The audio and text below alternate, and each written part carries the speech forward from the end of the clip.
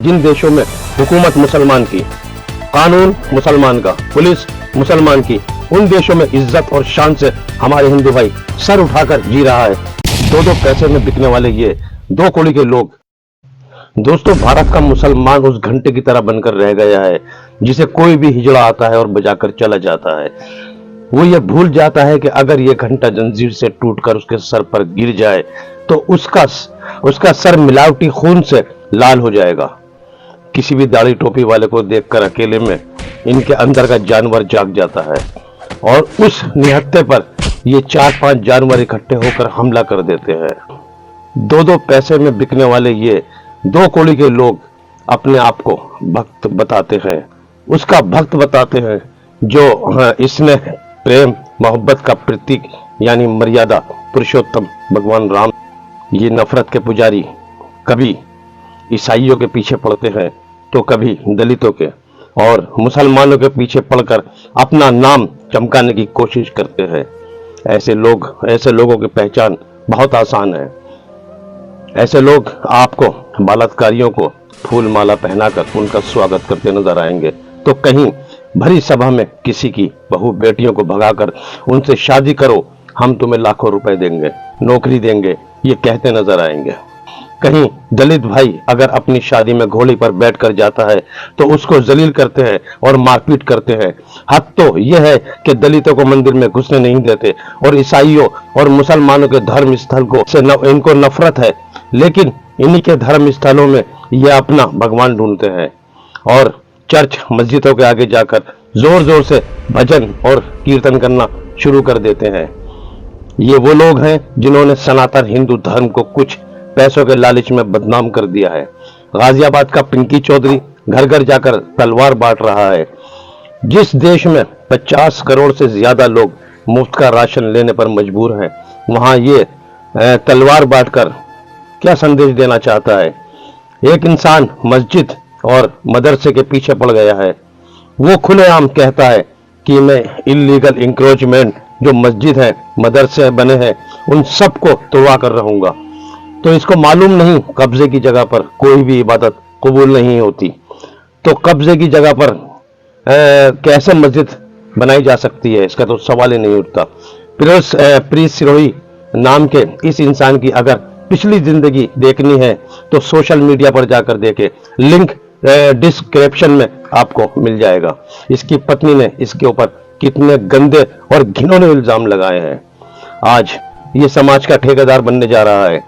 ये वो लोग हैं जो आपको अपनी बातों में लेकर बेरोजगारी और महंगाई के मुद्दों से दूर करते चले आ रहे हैं। मैं और मेरे बड़ों ने अपनी जिंदगी उन हिंदू भाइयों के साथ काटी है जो हकीकत में हिंदू और सनातनी है। आज भी हमारा बिजनेस 99% उन हिंदू भाइयों के साथ चलता है जो असली हिंदू हैं। दोस्तों, हम भारतीय लोग अपने धर्म में बहुत ज्यादा आस्था रखते हैं और कोई भी इंसान हमसे अगर धर्म के नाम पर कुछ मांगता है तो हम फौरन उसको दे देते हैं। मेरे भाइयों, अगर आपको इस देश को सोने की चिड़िया बनाना है, कोई भी किसी भी धर्म का आदमी किसी भी धर्म के प्रति आपसे चंदा मांगता है कि मैं आपकी रक्षा करूंगा, तो उसको 1 पैसा ना दें। फिर वह मजबूरन कहीं ना कहीं काम ढूंढेगा और इन बातों से बच जाएगा। जिस दिन हमने ये फैसला कर लिया उस दिन देश फिर से सोने की चिड़िया कहलाएगा। ये लोग किसी विशेष धर्म के दुश्मन नहीं है, सिर्फ नाम और पैसा कमाने के लिए ये ऐसा कर रहे हैं। ये मुसलमानों को हिंदुओं का दुश्मन बता करके हिंदू भाइयों से ही पैसा लेते हैं और उस पैसे को नाजायज तरीके से खर्च करते हैं। और ये लोग उन हिंदू भाइयों के भी दुश्मन हैं जो मुस्लिम देशों में काम करके अच्छी रोजी रोटी कमा रहे हैं। आप सुनकर हैरत करेंगे कि परसेंटेज के हिसाब से जितना मुसलमान भारत में है उतने ही मुस्लिम मुल्कों के अंदर हिंदू भाई सर्विस कर रहे हैं। दुबई में हिंदू आबादी 10% है और कई बड़े मंदिर भी हैं, लेकिन वहां के मुसलमान हिंदुओं को सर आंखों पर बिठाकर रखते हैं। दूसरा मुस्लिम मुल्क इंडोनेशिया है जहां पर 47 लाख हिंदू भाई रहते हैं, मंदिर भी है।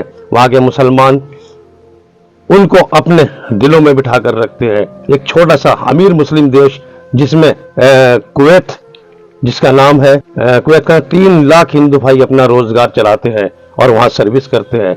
कतर एक मुस्लिम देश है, आप सुन के हैरत करेंगे, इसमें 15% हिंदू भाई अपना रोजगार चलाते हैं और कतर के मुसलमान इनसे मोहब्बत करते हैं। 15% का मतलब आप जानते हैं, अगर भारत के अंदर 14% मुसलमान हैं तो कतर के अंदर 15% हिंदू हैं।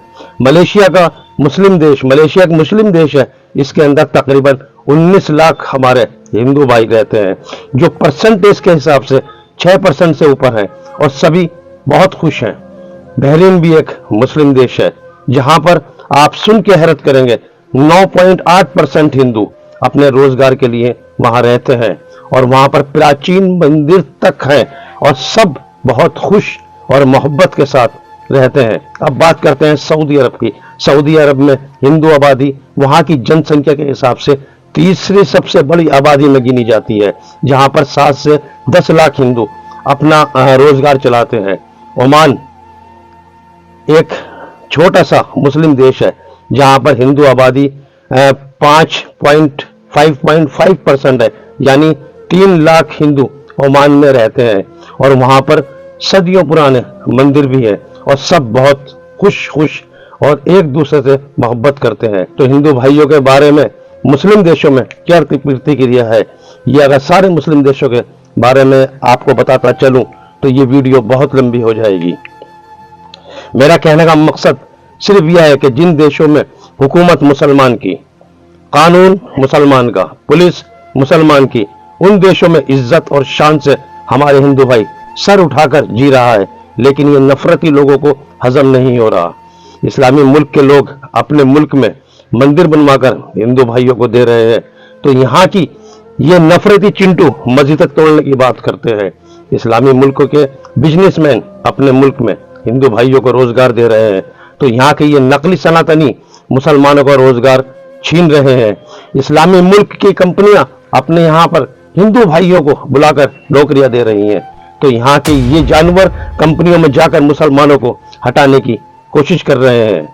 तुम कितनी भी कोशिश कर लो, तुम हमको हिंदू भाइयों से अलग कर सकोगे।